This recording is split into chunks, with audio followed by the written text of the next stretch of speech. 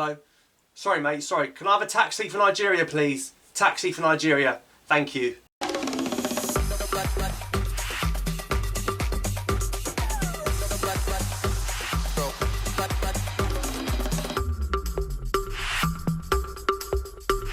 Hello and welcome back to another video. I just couldn't help myself, and I know Algeria went out in the group stages, but I had to keep an eye on the AFCON action, and wow, two brilliant games on the first day of last 16 games. First of all, we had the Burkina Faso against Gabon matchup, which ended up going to penalties, and then Nigeria, the favourites from here, knocked out by third place finishing Tunisia, who just lost to Gambia. And that is an extraordinary result. All of the Nigerians were getting cocky.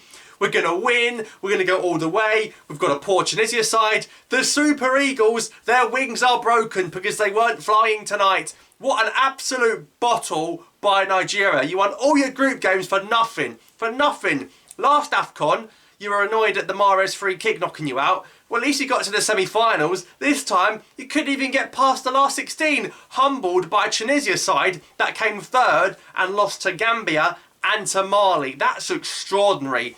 So, anyway, let's talk about the Nigeria-Tunisia game first. And Nigeria were just never really got going. Didn't really have any big chances. This is the team that had won all their group games.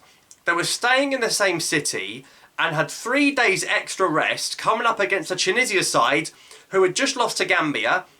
Obviously, they had 3 days less rest.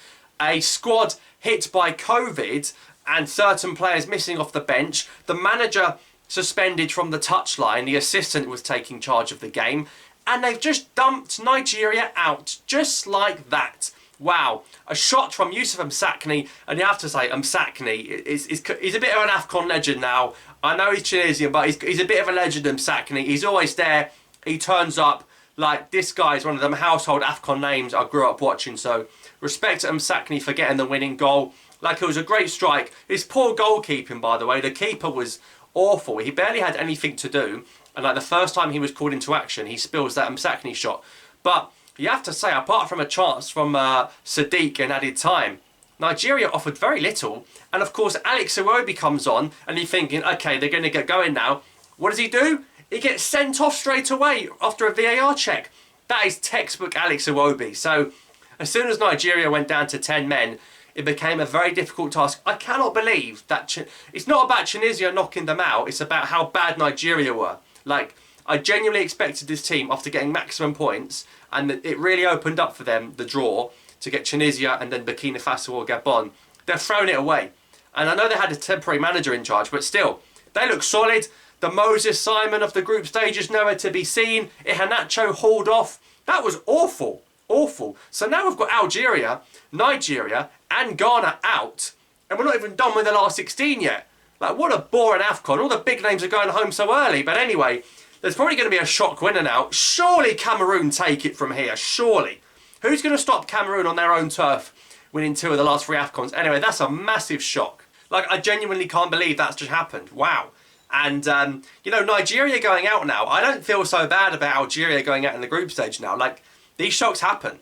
And that's a massive shock.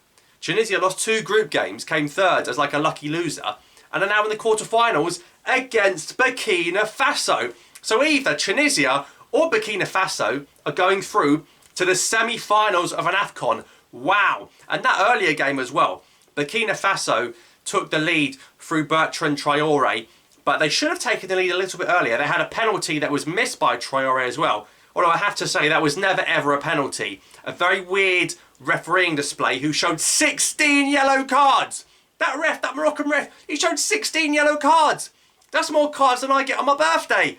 That's outrageous. 16. He even showed the Burkina keeper, I think, a yellow or was it the Gabon keeper? He showed him a yellow during the penalty shootout. I've never seen anything like it. But anyway, it was all going against Gabon. Gabon even had a goal disallowed. They had that penalty decision. Gabon even went down to 10 men. It was inevitable with the amount of yellow cards that were being shown that somebody was going to end up getting sent off. But Gabon kept pushing and pushing, and Burkina were wasting chances against 10 men. Bertrand Traoré spilling attacks, and then Gabon get a last-minute corner, headed in, and the game goes to extra time. And the extra time kind of seemed like Gabon were very happy to just get to the penalties. And of course, this is a Gabon with no Aubameyang and no Lamina, because they've been naughty boys. So getting to the penalty shootout, and a very long shootout. It was getting to like the 9th, 10th penalty takers for each team. Eventually, though, it was Burkina Faso, who of course Algeria just about conquered in the World Cup second round qualifying. 2 draws, in fact, against them.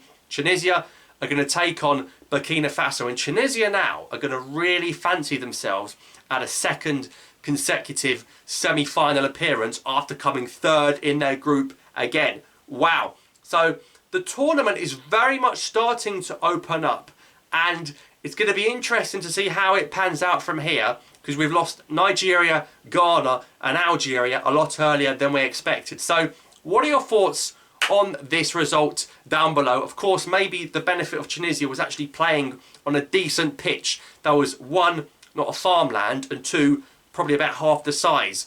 So big shocks today, and makes for a good tournament, but probably going to be like a winner we don't expect. Maybe Cameroon have to take it from here. But also going into those World Cup qualifiers now, the pressure on Nigeria now. And how are the Ghanaians feeling about coming up against that Nigeria side?